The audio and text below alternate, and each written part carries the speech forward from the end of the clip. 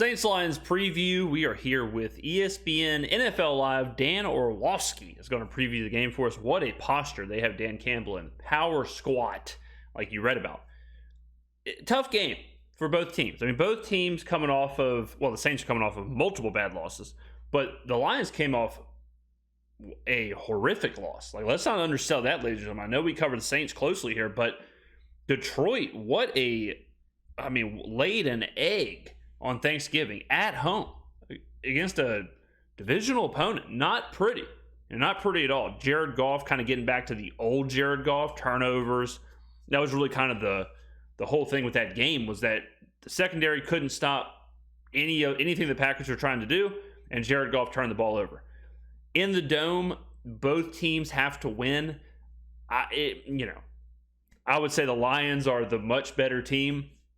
The Lions are playing for much more as far as, hey, let's get it together. Let's figure this out because we're trying to get a 1 seed. We're trying to make a run in the playoffs. We're trying to do all this stuff. The Lions have that extra gear. I don't think the Saints have. So I would assume the Lions are going to win this game. I would assume the Lions are going to come in playing hot, playing hard. And they're going to want to get rid of the Thanksgiving situation. They also have extra rest playing on Thanksgiving. So there's no reason for me to sit here and say the Saints are going to win this game. The way the Saints win the game is they force those turnovers. The way the Saints win the game is that they get after Jared Goff. They get Goff doing the same things that Green Bay had him doing, fumbling, throwing interceptions, getting pressure on him in the pocket. That's how the Saints win the game. The Saints win the game in a low scoring. They control Detroit. They control their offense. If Detroit comes out and they're letting it rip and it becomes a shootout, the Saints aren't exactly well equipped to win a shootout. Coach Dan Campbell spoke about his affinity for the local cuisine. Is there a particular dish you want to have while you're down there to eat? Yeah, again, somebody asked me that the other day. Shrimp gumbo is like down there it's good as gold. Obviously, Campbell was on the Saints staff for a long time. A lot of people think Sean Payton would have picked Dan Campbell to succeed him as head coach of the Saints. So that's another part of this motivation for Campbell. I think Campbell, he is a guy like Mike Tomlin, like Mike Vrabel, really good in a bounce back role because he's such a good motivator. Added to that is the idea that he's coming back to New Orleans, all of that. So there's a lot of narratives in this game. There's a lot of storylines. There's a lot to kind of factor in as far as off the field stuff. Oh, Marcus, shrimp gumbo, yes, all the way, right? Pour it over me.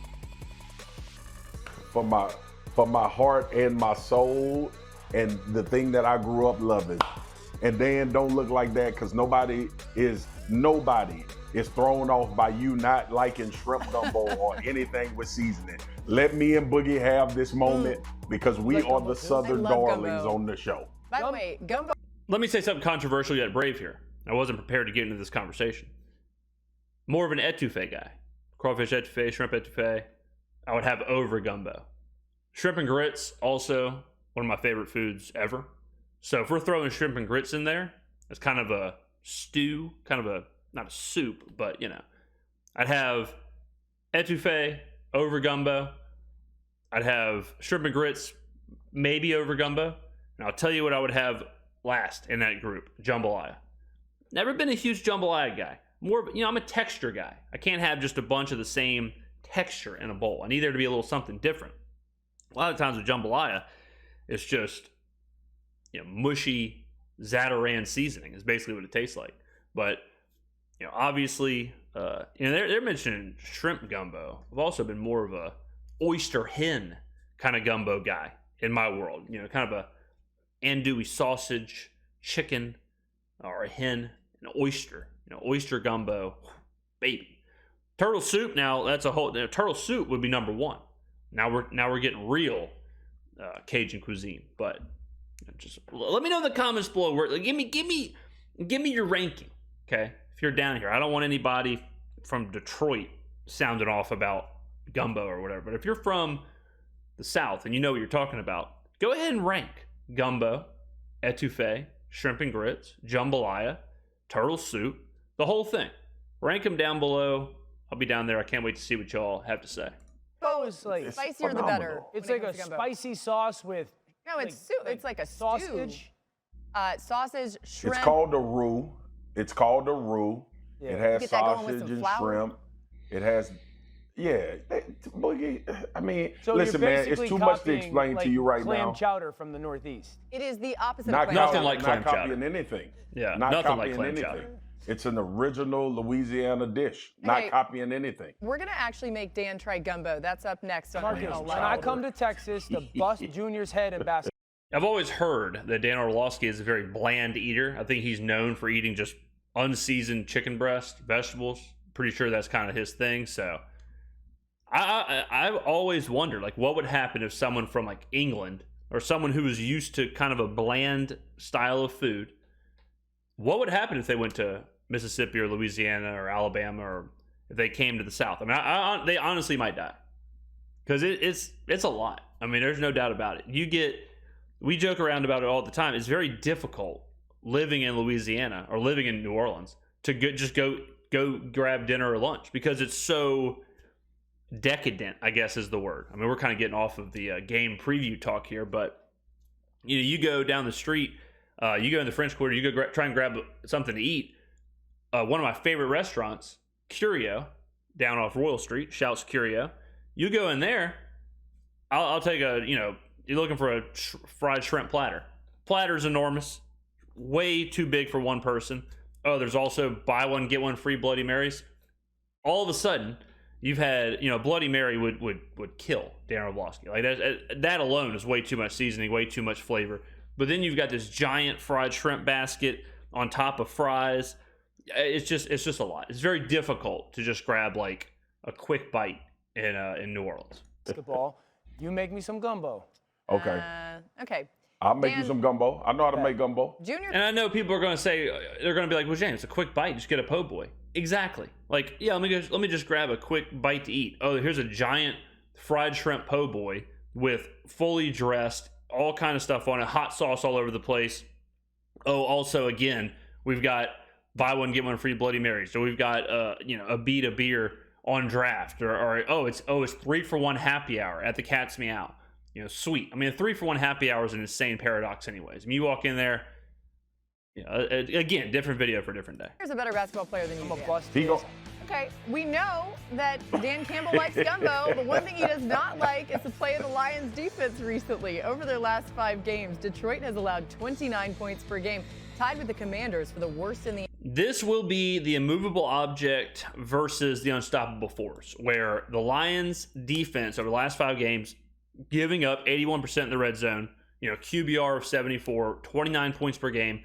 Now they're playing the Saints, who are horrible in the red zone. Awful in the red zone. QBR, awful. Points per game, awful. So what's going to get right here? Is the Lions defense going to get right? Or is the Saints offense going to get right and the Lions defense continue to struggle? I think one of those two will be true. I think we're going to see, that's going to be where the battle is. Will the Lions defense continue to do this, or will they be a much better, or will they have a much better performance against the Saints? The NFL. The Lions have also allowed the highest QBR in the NFL. Their opponents have scored a touchdown on 81% of drives that reach the red zone, the highest rate in the league. Marcus, we spent a lot of time even earlier on in the season talking about how good the Lions were, how complete. But what have you seen as a problem area for this Detroit defense? The secondary. Secondary's been really getting exposed. And again, that's tough for the Saints to expose. The Saints haven't done that. The Saints, the only time the Saints have looked good throwing the ball this entire season was the Colts. And that's what happens when you have 3 passes to Rashid Shaheed that go for touchdowns at 150 yards. So even in that sense, it wasn't a complete performance from our passing game. It was more just we were able to exploit their secondary deep with Shaheed. So it's something where Detroit is doing something bad right now, defending the pass, but the Saints have yet to show that they can take advantage of a team that's not defending the pass well. I think what will be troubling for the Saints is the pressure that the Lions can bring with Hutchinson, You know, the pressure their defensive line can bring, because you don't run on Detroit. You don't run on them. And the Saints are going to try. They're going to run into a brick wall over and over and over. This is a game where you're going to see those 2.6 yards per carry. You're going to see all that stuff from a combination of Jamal Williams, Alvin Kamara, and Taysom Hill. No doubt about it. So what happens when the Saints can't run the ball? What happens when they can't run on this Lions front and they're forced to throw? What does that look like? Be very interesting. Well, one, the Chicago game, obviously this defense was put in a bad way. Even in a win, it was 3 turnovers, and asking your defense to continuously get stops, that's an issue. But Dan, I was looking at this, and you talked about the pass rush, I think, a few weeks ago with Detroit. But we all know that it ties in. And the fact that they aren't generating the type of pressure they need is giving them opportunities on the back end. Now, let me tell you this. I don't care who plays in your secondary. I don't care how good they are. The more time quarterbacks have and the more opportunities they have to push the ball down the field, they will get exposed. It's football.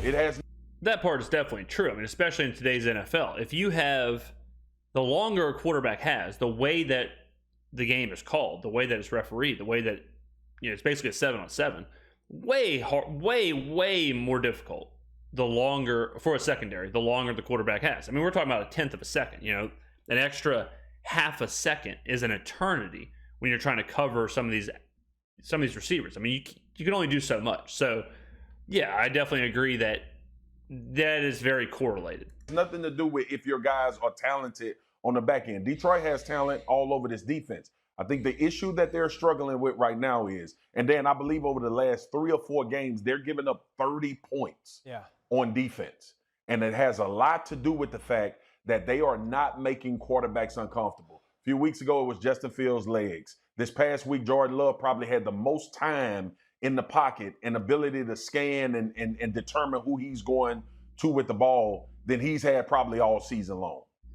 Marcus, you remember a couple years ago when the Cowboys defense played better than people expected? I think it was like 4 seasons ago. Well, the good news for the Lions defense is that Derek Carr is uncomfortable by nature. He's uncomfortable just getting off the bus. So, you know, they don't have to worry too much about making him uncomfortable. The Saints fans have certainly that under control. If anyone is currently uncomfortable, it's Derek Carr. Just go look at some of his media availability this week. And it was like, well, they don't have any star players. Why is their defense playing at such a high level? And if you watched the games and looked at it, it was the reality that they were not on the field very long. They were playing little snaps per game.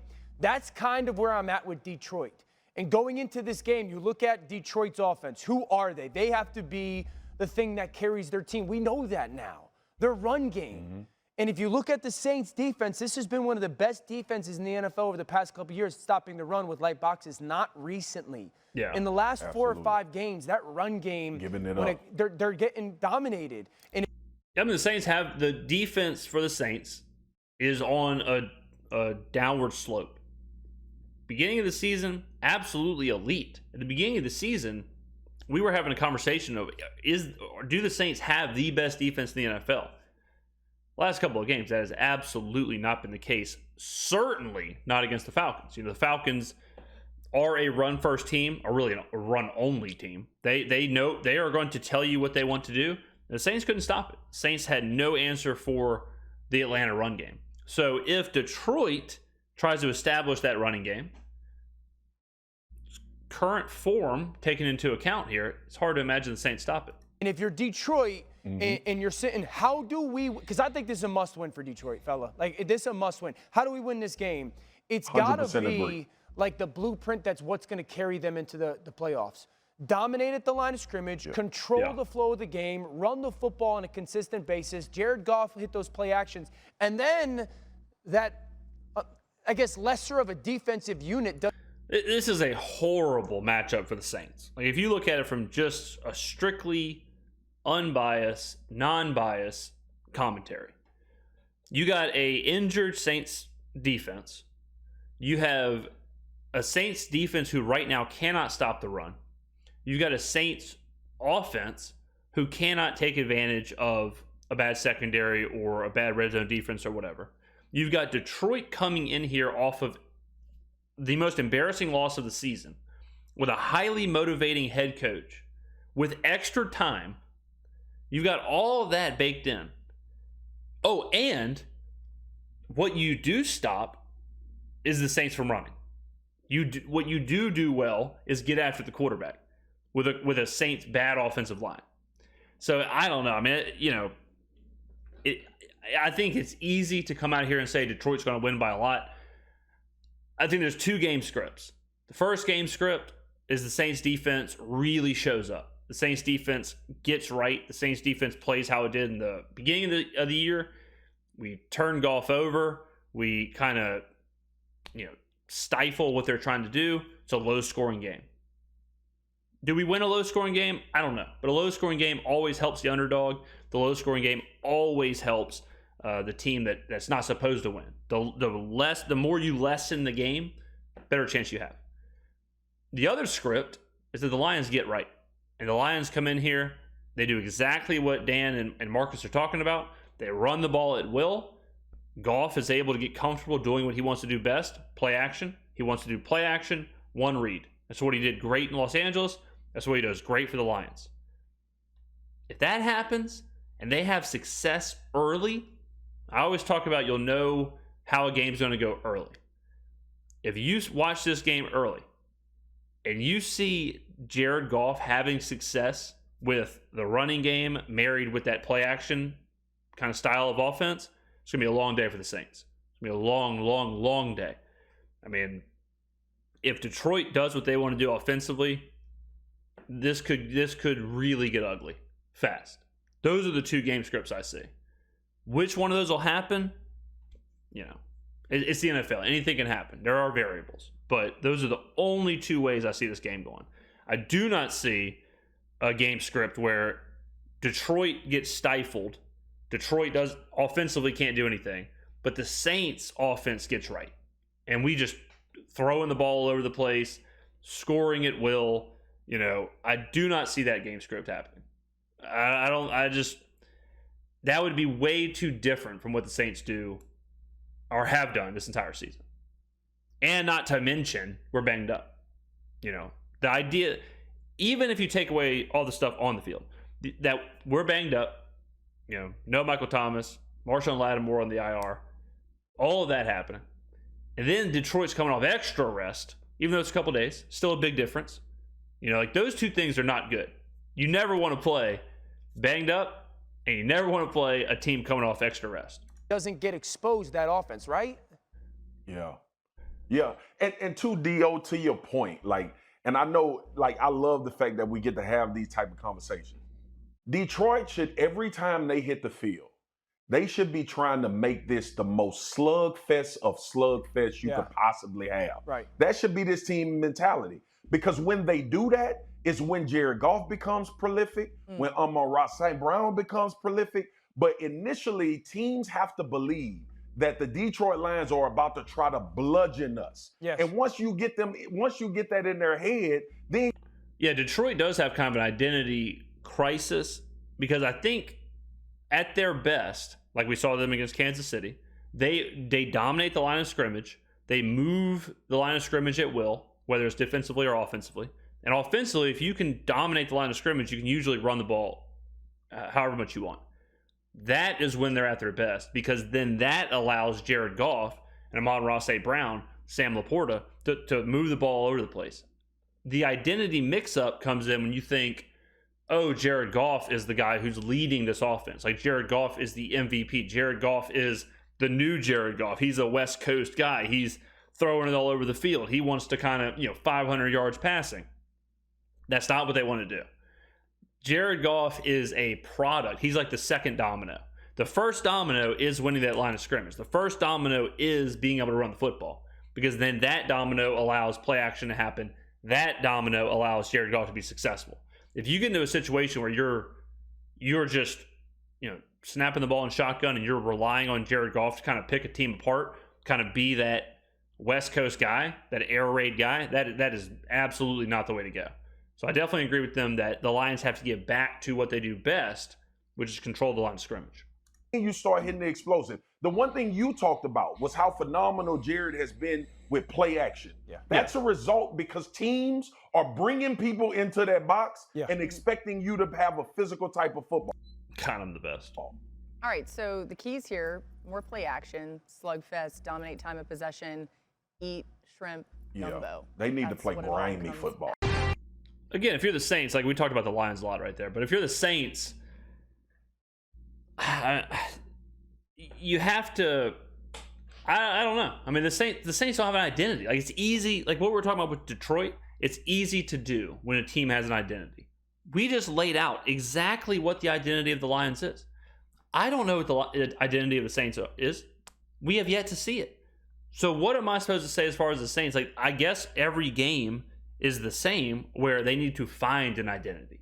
They need to figure out what to do. What I would tell the Saints here, what I would tell Dennis Allen and Pete Carmichael, I'm much more focused on the defense getting right because the defense has been bad over the last 5 games. So I'm much more concerned because I know the defense's identity. I know what they want to do, and I know what they can do. So this is a get-right game for the defense. You got to be able to get up for this game. After the last couple of performances, you have to stop the run. You're in your building. Turn Jared Goff over. You've got to do that. That is the path for success for the Saints. Turn Goff over. Stop the run. Keep it low scoring. That is how the Saints win this game. They do not win this game on Derek Carr's shoulders. They don't win this game by letting the Lions run all over the place and trying to keep up with them in a shootout. Not the answer.